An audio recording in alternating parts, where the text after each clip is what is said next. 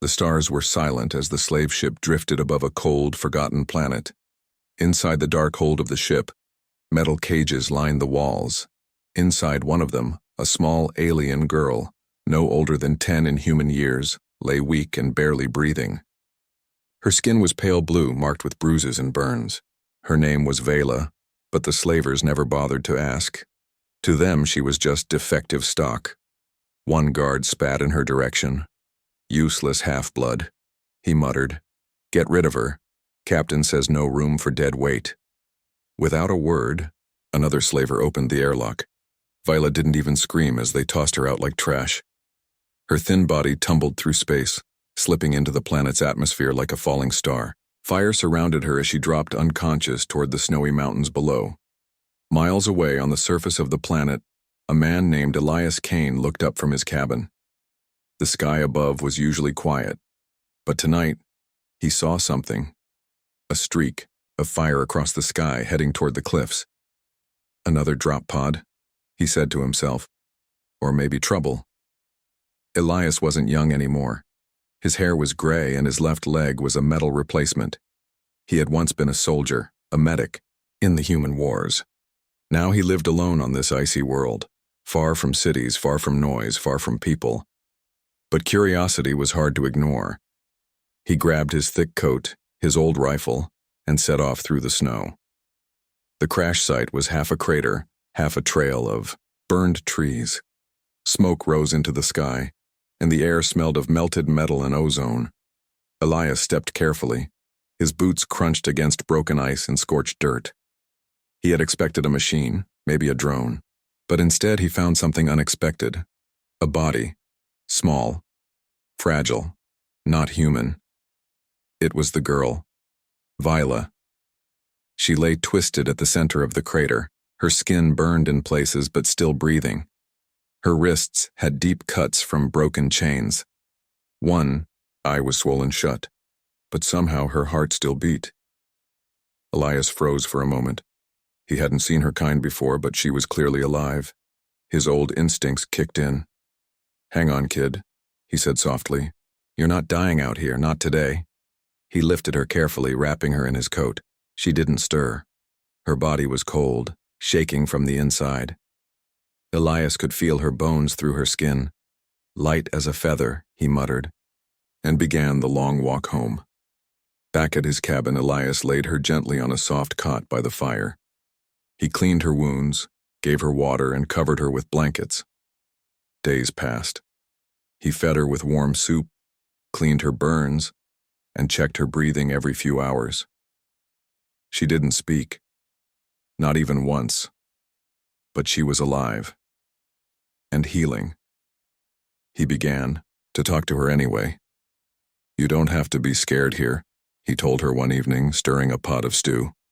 "No slavers, no cages, just cold wind and quiet stars." Viola watched him from the bed, her eyes alert but cautious. She didn't trust him. Not yet. But she no longer flinched when he got close. That was a start. Elias didn't ask questions. He knew trauma when he saw it. He saw it in soldiers, in children, even in himself. "You remind me of someone," he said once. She didn't talk much either. Took a long time before she smiled. That night he found a small smile on Viola's lips, though it vanished quickly. Winter came hard that year.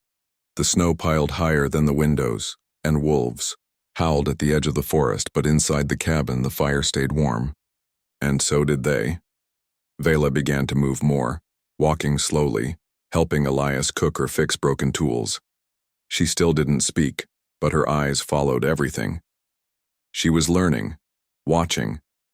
Elias started teaching her little things: how to make fire, how to boil water, how to clean a wound.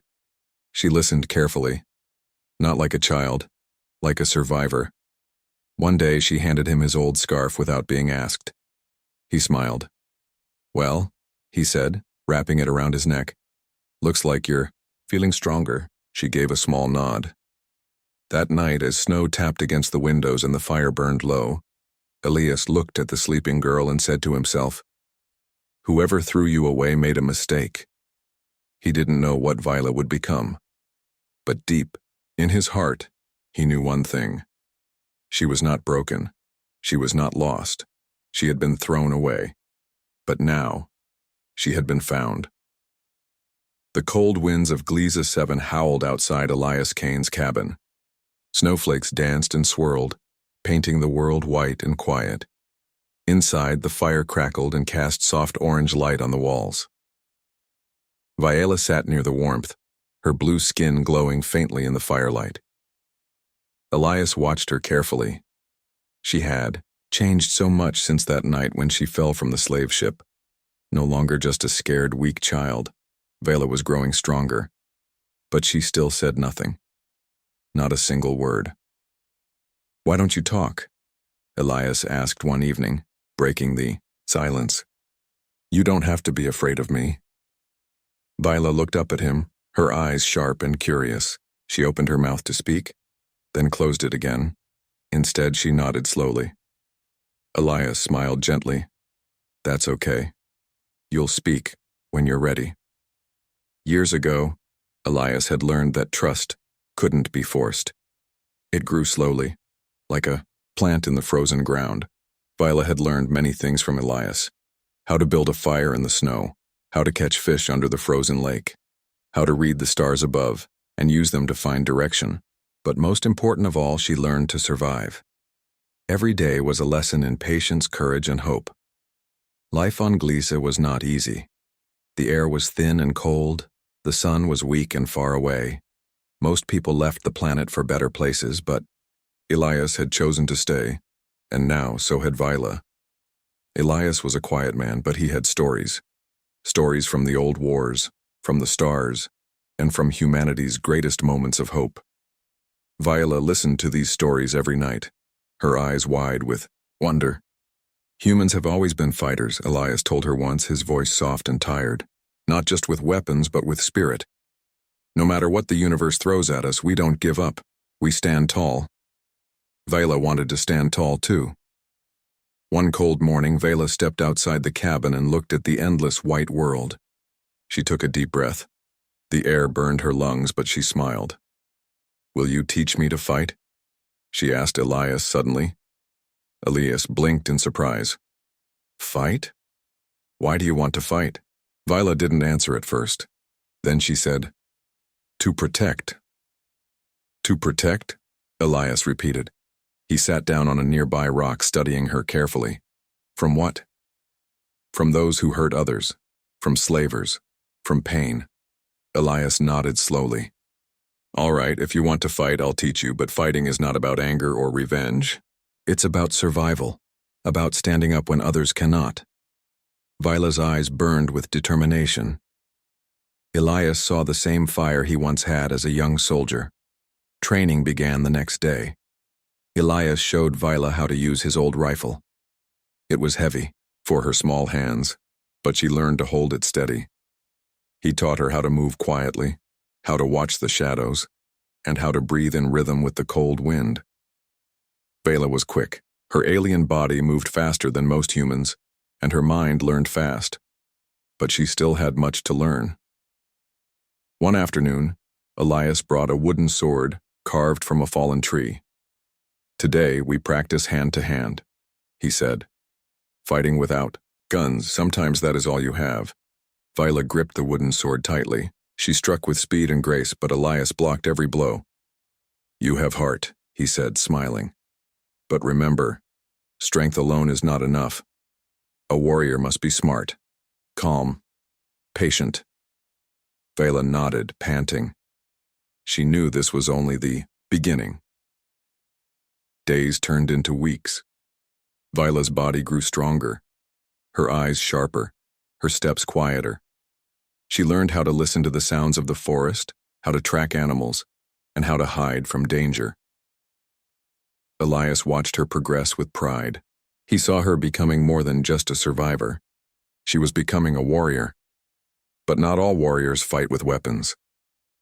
One evening, as they sat by the fire, Elias reached into his pocket and pulled out an old, worn photo. It showed a young woman with kind eyes and a gentle smile. "That was my daughter," he said quietly. She died many years ago. She was brave like you. She believed in hope. Viola looked at the photo, then at Elias. She felt something she had never felt before. Warmth, not from the fire, but from the man who had saved her. You are not alone, Elias whispered. I will help you stand. Always. But the world outside was not kind. The slaver ships still roamed the space lanes, and other dangers lurked beyond the mountains. One night, Viola had a dream. She saw the faces of the others, the slaves still trapped in darkness waiting for someone to save them. She saw chains breaking and stars shining bright. She woke with a start, her heart pounding. I want to find them, she told Elias the next morning. The others, my people. Elias looked at her with a mix of fear and hope. It will be dangerous. The slavers are strong. I don't care, Viola said firmly. I have to try. Elias nodded slowly. He knew she was ready. The girl he saved was no longer just a child. She was a warrior in the making, ready to face the universe. That winter, beneath the cold stars of Gliesa 7, a new journey began. Viola was no longer just a survivor. She was a fighter. And soon, the universe would know her name. Winter's grip on Gliesa 7 began to loosen as the first hints of spring brushed the snowy landscape. The icy wind still bit sharply, but the promise of new life stirred beneath the frost. Inside the small cabin, Elias watched Vela practice with a fierce focus. She held his old wooden sword firmly, her blue skin flushed with effort. Her eyes burned with a fire that no cold could touch. Again, Elias said calmly, but slower. Control your strength, not just use it. Viola nodded. She swung the sword again, this time smooth. More precise. The wooden blade cut the air like a whisper. Good, Elias said. A warrior must know herself. Strength without control is a danger to all. Viola lowered the sword and looked at him. For the first time, she spoke a single word. Why? Elias smiled softly. Why fight? Why live? Why keep going when everything is hard? She thought for a moment. Because I want to protect those who cannot. Elias's eyes grew serious. That is the heart of a true warrior. The days grew warmer, and Viola's training became more intense. Elias taught her not just to fight with weapons, but how to use her mind. He brought her puzzles, old star maps, and stories of battles where strategy won over brute force. The best fighters win before the battle even begins, he said. They use their wits, their knowledge, and their courage. Viola listened carefully, absorbing every lesson. She studied Elias's old war medals and the scars on his hands. They told stories she could not forget. One afternoon, a sudden noise shattered the quiet. Heavy footsteps crashed through the snow outside. Bandits, Elias said, reaching for his rifle. Vela's heart hammered. She was ready for this moment. She grabbed her wooden sword and moved silently to the door. The bandits were rough men from a nearby mining camp. They raided travelers and stole supplies. They thought no one lived in this frozen wasteland. But they hadn't met Vela. The first bandit burst into the cabin, laughing cruelly. Viola stepped forward, blocking his path. Her eyes shone like stars in the dim light. I don't want to fight, she said quietly. The man sneered. Then step aside, girl. Without warning, Viola swung her wooden sword. The bandit barely had time to raise his arm before the blow struck. He stumbled back, surprised and hurt. Elias fired a warning shot, and the others hesitated. Vela's voice was calm but strong. Leave now, or you will face me. The bandits looked at each other, then slowly backed away, disappearing into the snow. Elias knelt beside Vela, pride shining in his eyes. You did well. You protected us. Vela nodded. I will protect. Always. That night the fire burned brighter than usual. Elias cleaned his rifle while Vela sat close, her body tired but her spirit alive. Today you fought not for yourself, Elias said softly. You fought for both of us.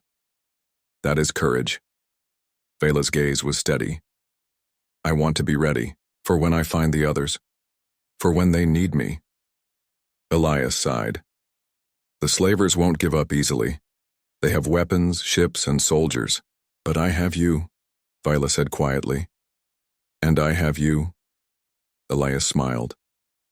Together, we are stronger. Weeks passed, and Viola's training grew even harder. Elias taught her how to move in the shadows, how to listen to the forest, and how to heal wounds. He told her that a warrior's true strength came not just from fighting, but from kindness and wisdom. One morning, Elias handed Viola a small, worn book. This is a star map, he said. It shows where the slavers travel, where they hide their ships. If you want to find your people, you'll need this. Vela studied the map with eager eyes. The lines and symbols were strange, but she was determined to learn. Can I fly a ship? She asked. Elias laughed. That will be the hardest lesson of all. The next months were filled with hard work. Viola learned to pilot a small shuttle Elias had repaired. She practiced for hours, her hands steady on the controls. One day, she managed a smooth landing on a frozen lake. Elias clapped his hands in joy. You're ready, he said. Viola smiled, feeling the weight of her future on her shoulders. She was no longer just a girl thrown from a ship. She was a warrior, trained by a human who believed in her. But the quiet life on Gliese 7 could not last. One evening, as the twin moons rose high, Vela heard a strange noise outside. She stepped outside, her senses alert. In the distance, lights flickered on the horizon. A ship, a slaver ship. Her heart quickened. The past was coming for her. Elias joined her, placing a steady hand on her shoulder. Whatever comes, we face it together. Vela looked up at the stars, her voice firm. I am ready. The cold night air bit sharply as Vela and Elias stood outside the cabin watching the stars. The distant flicker of a slaver ship had vanished beyond the horizon, but the threat still hung heavy in their minds. Viola's blue eyes were bright, filled with fire and purpose. We cannot wait, she said softly. There are others. My people. Still trapped. Still suffering. Elias nodded. I know. But finding them means crossing the stars, and the universe is a dangerous place. Vela looked up at the sky, her breath forming small clouds in the cold air. Then we need help. We need information. The next day, Viola set out toward a nearby communications outpost. It was an old, abandoned station, long forgotten by most travelers. But Elias had once worked there. He remembered the secret places where signals were sent and received. Viola moved quietly through the snow, careful to avoid the patrols that searched the land for signs of trouble. The outpost was hidden in a cave, covered by thick ice and rock. Inside, old machines hummed softly, their screens flickering with static. Viola searched the control panels, hoping to find something useful. After hours of work, a faint signal came through, broken and weak, but clear enough to catch her attention. It was a transmission from a slaver ship. Viola's heart raced as she listened. The message was a coded list, names, locations, and dates. It showed where slaves were being held, where shipments were planned, and even who was in charge. Among the names, Viola saw familiar ones, names from her childhood, names she thought were lost forever. She ran back to Elias, clutching a data chip with the stolen signal. This is it, she said. This is how we find them. Elias studied the chip carefully. It's dangerous. The slavers will be watching for anyone who intercepts their messages. Viola nodded. I don't care.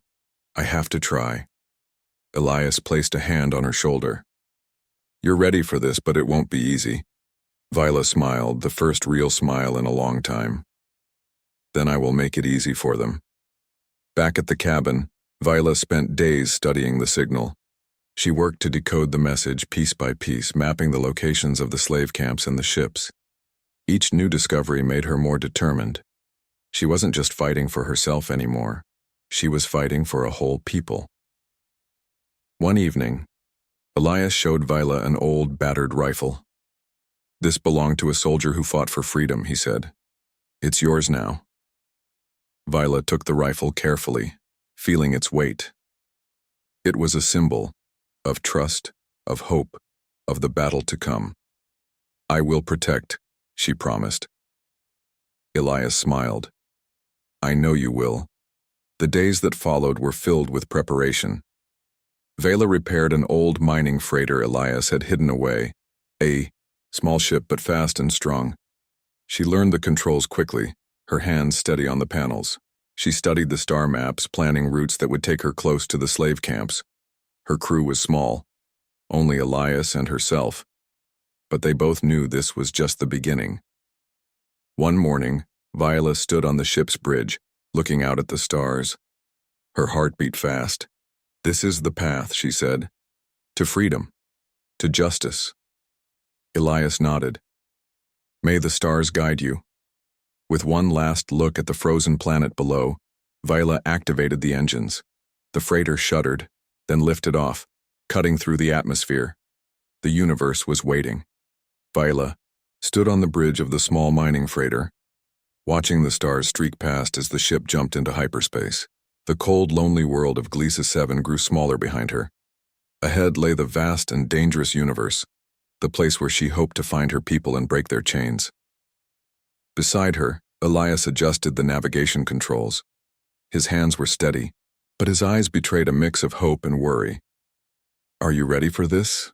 He asked softly. Vela's blue eyes flashed with determination. I was born ready. This is more than a journey. It's a mission.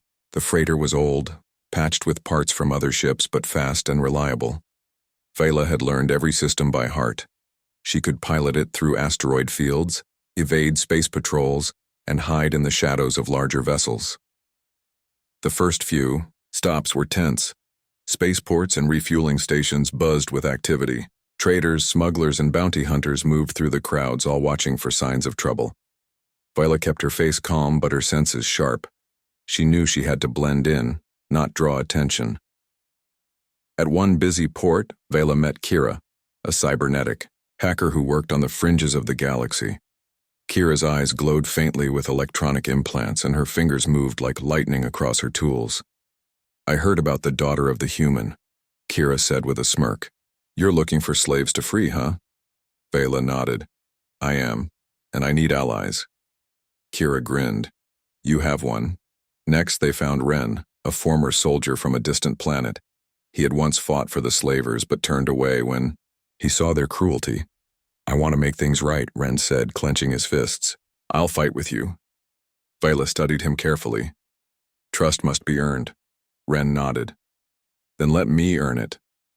Finally, Vela's crew included Echo, an AI who once served on slaver ships. Echo's voice was calm, almost gentle. Have seen the worst, Echo said. But I choose to help you now. Vela felt a flicker of hope. Together they formed a small but strong team, united by a common cause. Their journey took them deep into dangerous space. They crossed trade, routes controlled by slavers moving from system to system. Each time they attacked, they freed prisoners, owners, and destroyed shipments. Vela became a ghost story whispered in spaceports, the daughter of the human. Stories of a fierce warrior with blue skin and a human heart spread quickly. But the slavers did not forget her. One night, Vela's ship was ambushed by pirate hunters hired by the slavers. Laser blasts tore through the hull. The crew worked together, firing weapons and dodging attacks. Vela's hands moved swiftly, her rifle steady. She fought not just with strength but with strategy, leading her crew like a true commander. After a fierce battle, the pirates retreated. Vela's ship was damaged but still flying. Elias smiled. You're a natural. Vela nodded. We fight to win, and to free those who cannot fight. The crew's victories grew bolder. They hacked into slaver communications, intercepted secret shipments, and freed hundreds of prisoners. Vela knew the final battle was coming, the day she would face the slaver captain who had thrown her away. But for now, she flew with hope and a fierce promise in her heart. The stars outside Vela's freighter flickered like distant fires as the crew prepared for their most dangerous mission yet. The Slaver Empire's flagship, known as the Iron Vulture, was anchored near a remote system. It was a fortress in space, heavily armed and guarded by the deadliest soldiers. Vela stood on the bridge, her blue skin glowing softly under the lights. Her eyes were fierce, full of purpose. This was the moment she had trained for, the moment to face the captain who had thrown her from that slave ship years ago. Elias placed a hand on her shoulder. "We stand with you, no matter what." Viola nodded. "For the prisoners. For my people. For freedom." The crew gathered their weapons and checked their gear. The plan was clear. Strike quickly, free the captives, and escape before reinforcements arrived. Echo, the AI, hacked the Iron Vulture's defense systems. "I can disable the shields for a short time," Echo explained, "but only for 5 minutes." Kira and Ren prepared explosives and weapons. Viola loaded her rifle, steady and calm. The small freighter slipped quietly into the shadows near the massive ship. The crew docked silently, entering the cold corridors of the Iron Vulture. Air was heavy with fear and anger. Prisoners from many worlds waited behind locked doors, their eyes filled with hope when they saw Viola's crew. Viola led the charge, breaking locks and guiding the captives to safety.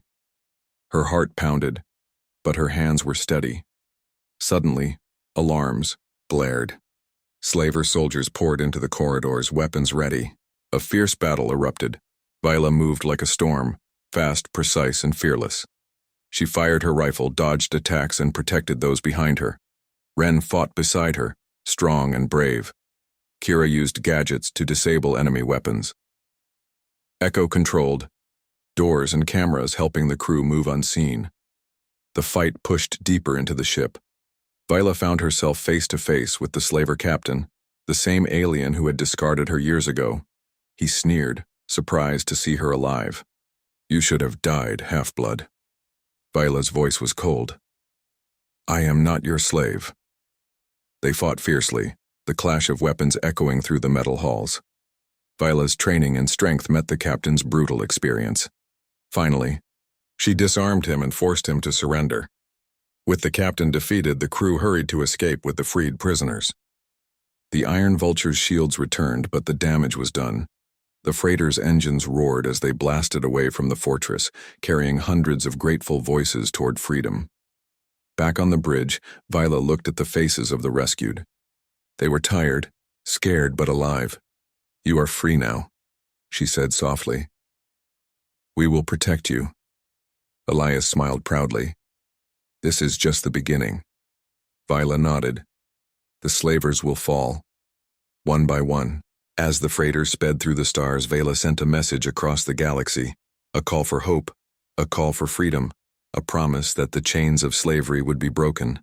The freighter sailed through the quiet vastness of space. Vela stood on the bridge, her gaze steady on the distant stars. Below, in the cargo hold, the freed prisoners rested, safe for the first time in many years. She had become a symbol, not just to those she saved, but to entire worlds. The story of the daughter of the humans spread like wildfire across star systems. People whispered her name with hope, with awe, and with gratitude. Vela thought of Elias, the man who had saved her from death on a cold, forgotten planet. Without him, none of this would have been possible. Elias watched from a distant communication post as news of Vela's victories reached him. His eyes, tired from years of solitude, sparkled with pride. One evening, he sent a message to Vela. The screen flickered, and her father's worn face appeared. "Vela," he said softly, "you have done what I never thought possible. You've become a warrior, a leader, and a beacon of hope." Vela smiled, her voice steady and warm. "I am your daughter. You gave me a chance when no one else would. I fight because you taught me to stand." The galaxy was changing. The slave empires, once thought invincible, now faced rebellion and resistance. Systems that had lived in fear began to rise. Vela and her crew worked tirelessly. They helped governments form rescue missions, trained new fighters, and spread messages of unity. But Viola never forgot the quiet lessons Elias had taught her. Strength was more than muscle and weapons. It was compassion, patience, and the courage to hope. One day, Viola visited a newly freed colony. Children played in the streets, laughter filling the air. Mothers and fathers thanked her with tears. A little girl tugged at Viola's hand. "Will you teach me to be brave like you?" Viola knelt down, looking into the girl's shining eyes. "Bravery is inside all of us," she said. "You just have to believe in yourself." As the years passed, Viola's legend grew. But she remained humble, always remembering where she came from, the cold night she fell, the man who saved her, and the journey that made her who she was. Elias grew, older, his health fading, yet his spirit stayed strong because of Viola's light. On his last day, Elias sent a final message. His voice was soft but proud. "Remember, Viola, you are not just a warrior. You are a hope for all. Keep standing, for them and for yourself." Viola held the message close. "I will, Father. I promise." The stars continued to shine, endless and bright. And somewhere out there, a warrior with blue skin and a human heart watched over the galaxy, ready to protect, ready to inspire, and ready to fight for freedom, because she was not just saved, she was reborn, she was human,